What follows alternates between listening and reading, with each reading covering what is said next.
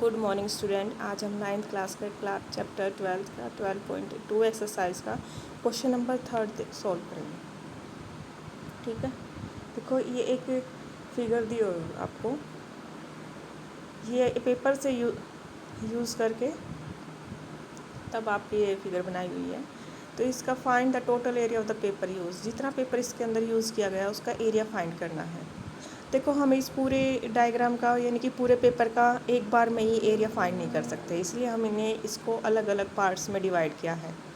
A B C आपका first part है, B C H I आपका सेकंड पार्ट है, एच आई जे एल के ये आपका थर्ड पार्ट है, और जी सी एफ आपका फोर्थ पार्ट है, और बी डी ई आपका फिफ्थ पार्ट है। आपका फोर्थ और फिफ्थ पार्ट इक्वल है। ये आपकी ट्रायंगल्स बनी हुई है, और आपकी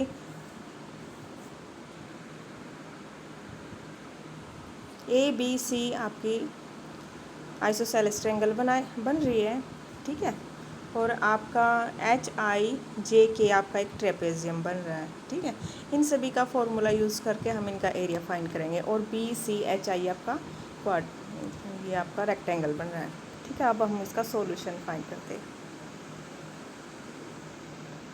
सबसे पहले हम फर्स्ट पार्ट का सॉल्यूशन फाइंड करेंगे ट्रायंगल का। ठीक है, this triangle is an isosceles triangle.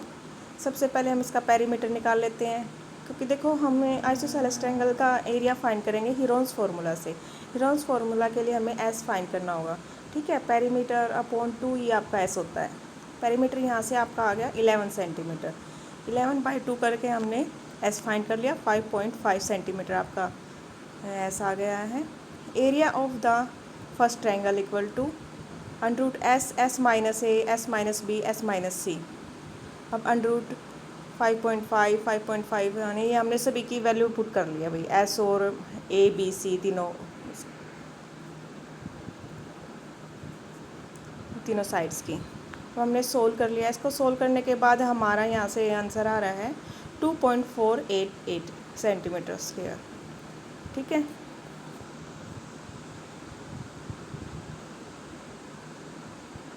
अब हम फाइंड करेंगे सेकंड पार्ट का area. This quadrilateral is rectangle.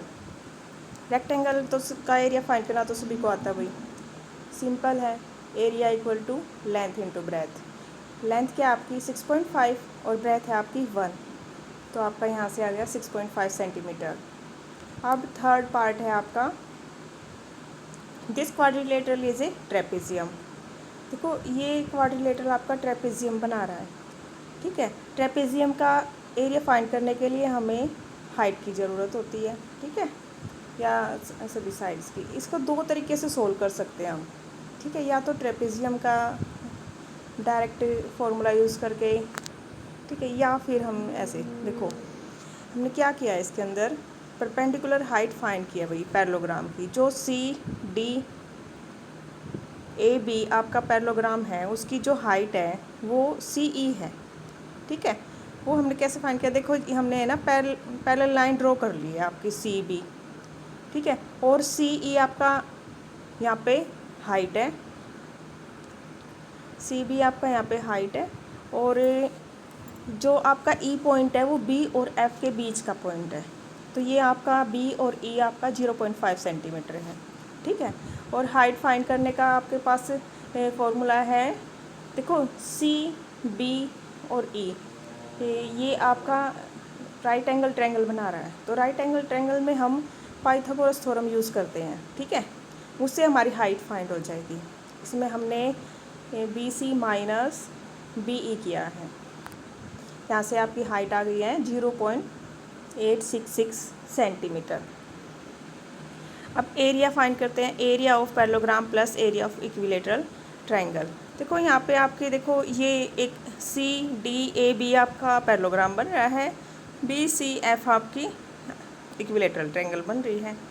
Parallelogram का एरिया फाइंड करने का फॉर्मूला आपका B H, base into height, और इक्विलेटरल ट्रायंगल का एरिया फाइंड करने का फॉर्मूला आपका √3/4 ए स्क्वायर।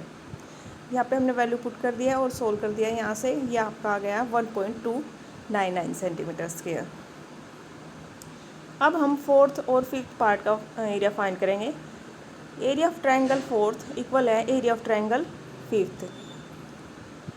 ट्रायंगल्स का एरिया आपका 1/2 बेस इंटू हाइट, यहाँ पे सोल्व करके हमारा आ गया है 4.5 centimetre. Total area of paper used is this, total area आ गया आपका 19.287 सेंटीमीटर स्क्वायर। Thank you.